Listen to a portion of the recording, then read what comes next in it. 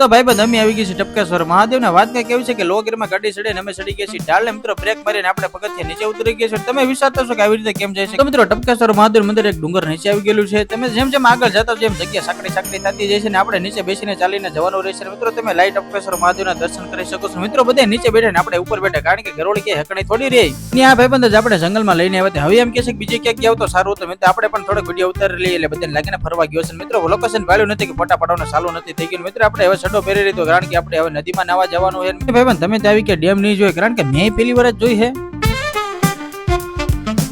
ભાઈબંધ હવે આપણે આવી ગયા છે પેટનો ખાડો પૂરો. આપણે નબળું તો ક્યાં ફાવે છે? ઊંડા હું કેમ લગાડો છો?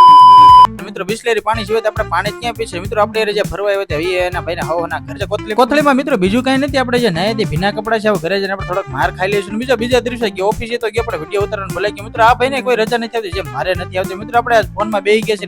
ભાઈ તમને મારો વિડીયો બ્લોગ ગમ્યો તો લાઈક શેર